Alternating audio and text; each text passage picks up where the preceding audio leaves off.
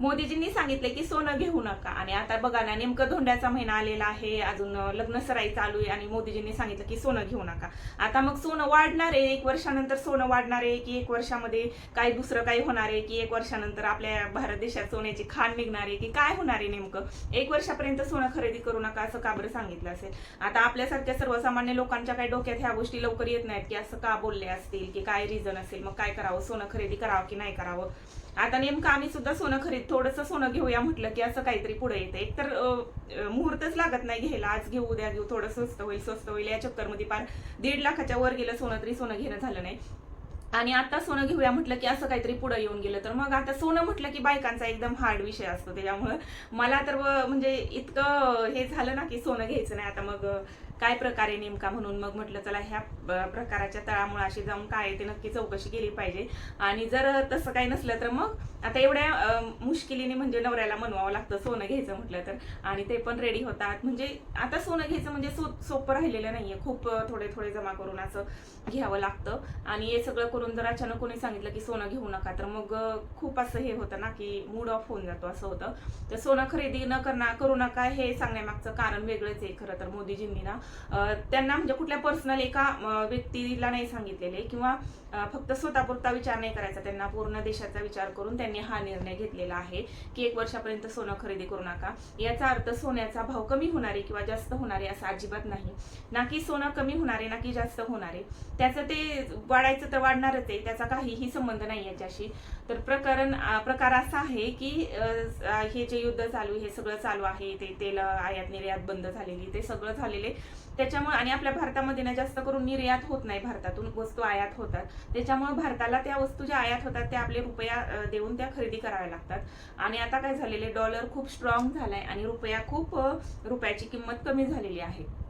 आणि आपण सगळे सोनंच घेत सुटलो तर ते सोनं आपल्याला बाहेरून आयात करावं लागते. त्याच्यासाठी मोदींना खूप मोठ्या प्रमाणात रुपये मोजावे लागत आहेत. आणि युद्धजन्य परिस्थितीमध्ये फक्त आयात करण्यामध्ये सगळे पैसे खर्च केले तर मग पैसे शिल्लक नाही राहणार असं मोदींचं म्हणणं आहे. कदाचित असावं नाही, मला तर वाटतं असंच आहे. याच दृष्टीने त्यांनी सांगितलं की आयात करण्यामध्ये आपला खूप पैसा चाललेला आहे, तर तुम्ही कमी प्रमाणामध्ये खरेदी करा किंवा 1 वर्षभर खरेदी करणं टाळा. तुम्ही जास्त करून तेल कमी प्रमाणात वापरा, जेणेकरून आपल्याला बाहेरून तेवढ्या त्या गोष्टी आयात कराव्या लागणार नाहीत. आता डॉलर स्ट्रॉंग झाला असल्यामुळे काय झालं आहे की बाहेरचे जे इन्व्हेस्ट केलेले लोकांनी रुपयामध्ये होते त्यांनी रुपयातले त्यांचे पैसे काढून घेतले आणि ते डॉलरमध्ये इन्व्हेस्ट करायला लागले. त्याच्यामुळे रुपयाची किंमत कमी होत चालली आणि डॉलरची किंमत वाढत चालली. जे 83 रुपयांवर $1 होता तो आता फार 90 रुपयांवर होऊन गेलेला आहे. असं झालेलं असल्यामुळे आपल्या भारत देशाच्या अर्थव्यवस्थेवर याचा परिणाम झालेला आहे. म्हणून मोदीजींनी सांगितले की 1 वर्षांपर्यंत सगळ्या सामान्य लोकांनी मिळून जर सपोर्ट केला की सगळ्यांनी मिळून जर काही कुठलं काम केलं तर ते नक्की पूर्ण होतं. आणि मग सगळ्यांनी जर सपोर्ट त्यांना केला तर देशावरती संकट येणार नाही, आपला रुपया स्ट्रॉंग राहील आणि त्याच्यामुळं आपल्याला काही नुकसान होणार नाही तेवढं जास्त. या दृष्टीने मोदीजींनी सांगितलेलं आहे. त्या दृष्टीने म्हणजे त्यांनी कुठल्या पर्सनल एखाद्या व्यक्तीविषयी सांगितलेलं नाहीये. तर बाबा ज्याचं कोणाचं लग्न असेल काही असेल तर त्यांनी बिनधास्त खरेदी करा, कारण सोनं त्याच हिशोबाने होतं. म्हणजे लग्नाबिग्नातच सोनं करण्यात येतं, नंतर काही करणं होत नाही सोनं. आता एखाद्याच्या मुलीचं लग्न, एखाद्याच्या मुलाचं लग्न आहे तर त्यांनी सोनं नाही घेऊन कसं काय चालेल. ज्यांच्या घरात काही प्रसंग आहे त्यांनी नक्की सोनं घेतलं पाहिजे, घ्यायला पण पाहिजे. आता आपल्यासारखे साधारण लोक किती घेऊन 1 तोळा 2 तोळा 4 तोळे 5 तोळे घेतात, पण हे सगळं फॉलो करायला पाहिजे खूप मोठ्या श्रीमंत लोकांनी, जे 20 तोळे 50 तोळे 100 तोळे म्हणजे घेत असतील मोठे मोठे लोक. आता इन्व्हेस्ट पण लोक भरपूर सोन्यामध्येच करतात, कारण सोन्याचे भाव वाढत चालले. त्या लोकांनी शक्यतो हे बंद करायला पाहिजे. आणि त्यांनी त्यातमध्ये ऑलरेडी ते श्रीमंत असतात, त्याच्यामुळे त्यांनी त्यातमध्ये पैसे इन्व्हेस्ट केले नाही केले त्यांना एवढा फरक पण पडणार नाही. आपल्यासारख्या लोकांपेक्षा जे खूप मोठे लोक आहेत त्यांनी हे सगळं फॉलो करायला पाहिजे असं मला तरी वाटतं. आणि जे काय होतं त्याचा परिणाम आपल्यासारख्या लोकांवरतीच होतो, सर्वसामान्य लोकांवरतीच होतं. युद्ध आलं, गॅस बंद झाले, सगळं झालं, त्याचा परिणाम म्हणजे आपल्यासारख्या लोकांवरतीच होतो. मोठ्या लोकांना याचा काहीही फरक पडत नाही. आता हे सगळं चालू आहे आणि युद्धाचं आता थोडंसं कमी झालं होतं, तर आता हे सोनं खरेदी करू नका, तेल कमी प्रमाणात वापरा, हे सगळं असं आपल्याला ऐकायला भेटलेलं आहे.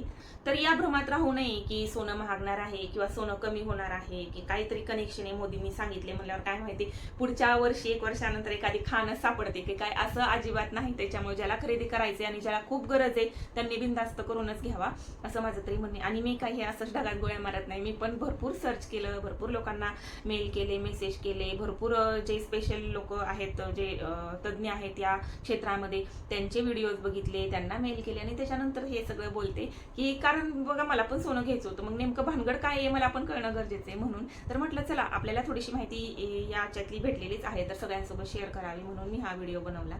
तर तुम्हाला काय वाटतं? माझा अंदाज तर मी सांगितला, अंदाज नाही मी हे सगळं अभ्यास करून सांगितलं. तर तुमचं म्हणणं काय याच्यावरती कमेंट करून नक्की सांगा. व्हिडिओ आवडला तर लाईक आणि शेअर करायला विसरू नका. चॅनलवर नवीन असाल तर सबस्क्राईब करायला अजिबात विसरू नका. भेटूयात उद्याच्या व्हिडिओमध्ये, तोपर्यंत नमस्कार.